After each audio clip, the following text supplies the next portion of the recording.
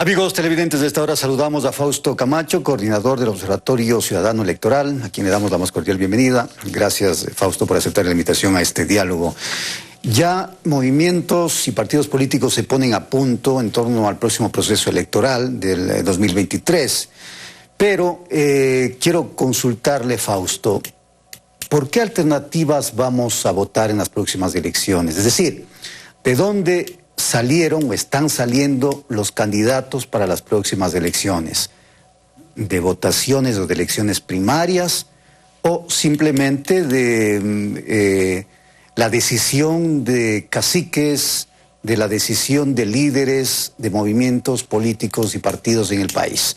Bienvenido, Fausto. Buenos días. Buenos días. Bueno, en realidad debemos reconocer que la llamada democracia interna, los procesos democráticos internos o las elecciones primarias, que son los mecanismos de democracia interna, los mecanismos de democracia al interior de las organizaciones políticas, pues simplemente son una suerte de ficción.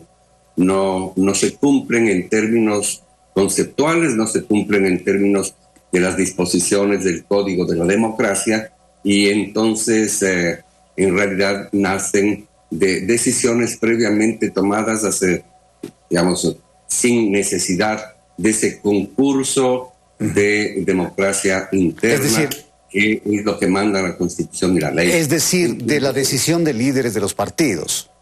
Sí, digamos que se sigue utilizando lo que se ha llamado la dedocracia, ¿no? La decisión del caudillo, del líder, del gerente, de quien efectivamente ejerce de manera individual o en una pequeñísima cúpula, pues una acción de decisiones tomadas autoritariamente, y los partidos desgraciadamente no son lo que deberían ser. Es decir, no son escuela de democracia, no son escuela de una acción en la cual entonces hay un debate político y hay un proceso, digamos, meritorio de hacer méritos para entonces conseguir ser candidato representando una postura ideológica política. Eso es una ficción, desgraciadamente no existe. Es decir, vamos a tener que votar, como se dice, por los mismos, por un lado, por otro lado, votar por los más populares, por aquellos que están expuestos a la televisión, por personas que están en la farándula, sin querer minimizar estas actividades, pero ya la historia del Ecuador nos ha dado un ejemplo de lo que sucede con eso. Sí, desgraciadamente esa es una verdad. ¿Necesitan los candidatos ser personajes públicos? Sí, necesitan ser personajes públicos, pero sería bueno que sean personajes públicos del quehacer público en política, del quehacer público en gobernar, del quehacer público en los elementos que tienen que ver con el ejercicio de lo que va a suceder luego de las elecciones. ¿A qué me refiero? Con el ejercicio de gobernar una provincia, hablando de los prefectos y viceprefectos, con el ejercicio de administrar un cantón, una ciudad, todo lo que tiene que ver con el papel que deberán cumplir concejales, concejalas y alcaldes y alcaldesas que van a nacer de este proceso electoral, y finalmente lo que también se elige, que son los integrantes de las juntas parroquiales y, ojo, del Consejo de Participación Ciudadana y Control Social. Efectivamente. Ahora, ¿se puede evitar, Fausto, que la narcopolítica, que las mafias internacionales, que el narcotráfico auspicien a determinados candidatos y se inserten diríamos, en cargos de votación popular, como alcaldes, como prefectos? ¿Eso es posible?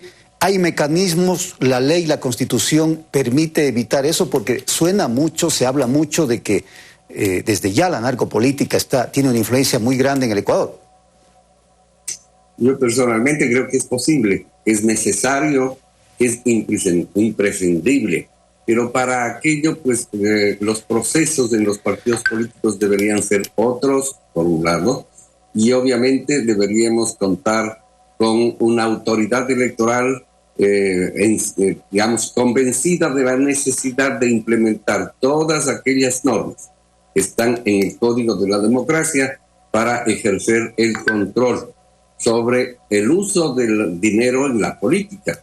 No es ilegítimo usar dinero en la política, es necesario, porque evidentemente pues la actividad política tiene un costo, pero lo que no es permisible es que ese costo sea cubierto, como usted lo ha dicho, por dineros que provengan de fuentes, digamos, ilegítimas, que puede ser esta, pues el narcotráfico, que puede ser la trata de personas, que puede ser el lavado de dinero inclusive, ¿no es cierto? Esto no hay que permitirlo, hay que controlarlo, y hay mecanismos que fueron diseñados desde el comienzo del Código de la Democracia y otros que se añadieron en las reformas del año 2020 y que están a mano del Consejo Nacional Electoral para poder cumplirlo, como aquello de establecer pues el origen de esos dineros. Obviamente hay una responsabilidad también, y es la primogénea, de los candidatos y de los partidos.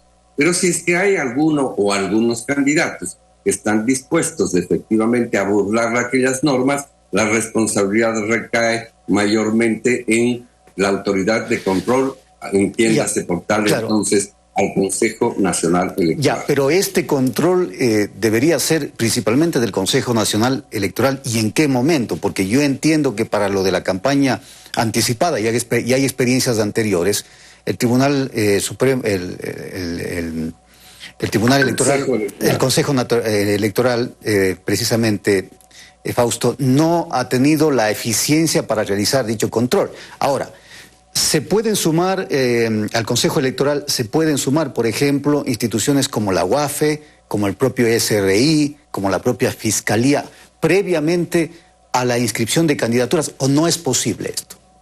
Siempre es posible, por supuesto que sí. Es más, no solo que es posible, sino que en la ley está contemplada la necesidad de una acción coordinada entre las instancias que usted acaba de señalar, es decir, la UAFE, el SRI, inclusive pues la superintendencia de bancos, todas las instituciones estatales que tengan que ver con el manejo del dinero, pues en general, pues están en la obligación de coordinar bajo la iniciativa, por supuesto, del Consejo Nacional Electoral, estas acciones para entonces establecer con claridad y hacer un seguimiento a las cuentas de los partidos, a las cuentas de los candidatos, a las cuentas del responsable del manejo económico de la campaña, y obligar y exigir que efectivamente todo lo que se gaste nazca de esas cuentas, porque hay ese mecanismo básico, ¿no es cierto? Se supone que nada de lo que se haga en una campaña electoral puede ser financiado de cuentas distintas a las que la ley reconoce como las legítimas.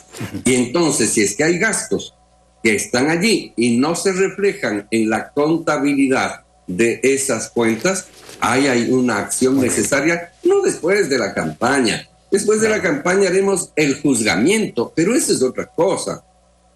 Durante la campaña y durante esta etapa hay cómo exigir, y es necesario que se exija la acción pública, la exposición pública de cómo se están usando los recursos, de cuántos recursos se están usando y el origen de esos recursos. Gracias, en la página web del propio Consejo Nacional Electoral o en las páginas web de las propias candidaturas o partidos.